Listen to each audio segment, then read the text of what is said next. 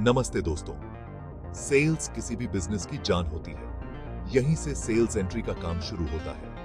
ई invoicing अब कानून बन गया है, यानी बिजनेसेस को इलेक्ट्रॉनिक इनवॉइसेस जनरेट करने होंगे। ई वे बिल्स भी बहुत जरूरी है। आइए टैली प्राइम में ये सब करना सीखते हैं। टैली प्राइम एक पॉपुलर अकाउंटिंग सॉफ्टवेयर है।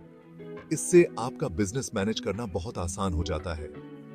सबसे पहले चेक कर लें कि आपके कंप्यूटर में टैली प्राइम इंस्टॉल है। अगर नहीं है तो आप इसे टैली की ऑफिशियल वेबसाइट से डाउनलोड कर सकते हैं। इंस्टॉल करने के बाद टैली प्राइम ओपन करें। आपको ई इनवॉइसिंग और ई वे बिल फीचर्स एक्टिवेट करने होंगे। गेटवे ऑफ टैली में जाएं, मास्टर्स ऑफ टैली ऑप्शन ढूंढें। मास्टर्स ऑफ टैली के अंदर जीएसटी डिटेल्स सिलेक्ट करें। सुनिश्चित करें कि ई इनवॉइसिंग और ई वे बिल दोनों ऑप्शंस इनेबल हैं। आपको अपनी जीएसटीआईएन डिटेल्स देनी होंगी। आपको अपनी कंपनी की ई वे बिल रजिस्ट्रेशन डिटेल्स भी सेटअप करनी होंगी। सारी जरूरी डिटेल्स एंटर करने के बाद चेंजेस सेव कर दें।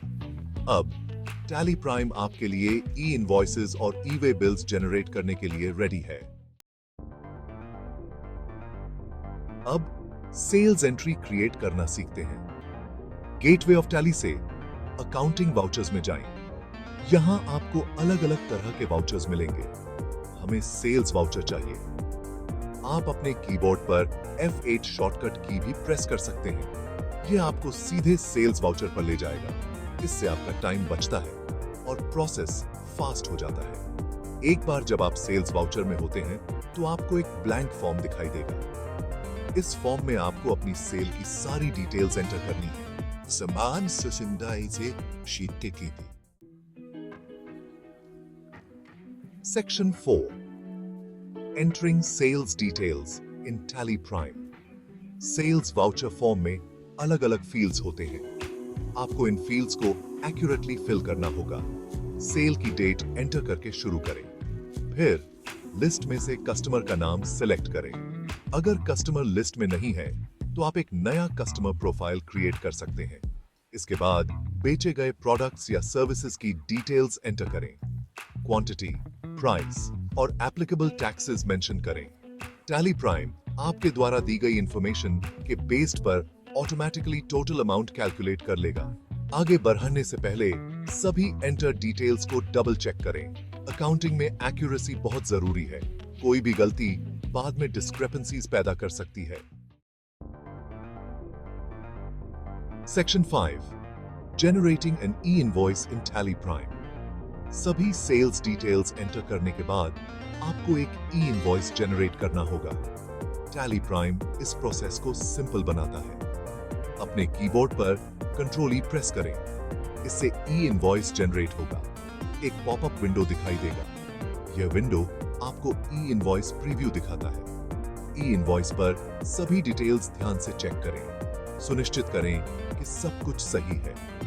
एक बार जब आप ई इनवॉइस से सैटिस्फाइड हो जाते हैं तो प्रिंट या सेव पर क्लिक करें। टैली प्राइम एक यूनिक इनवॉइस रेफरेंस नंबर या IRN जनरेट करेगा। यह नंबर इस बात का प्रूफ है कि आपने एक ई इनवॉइस जनरेट किया है।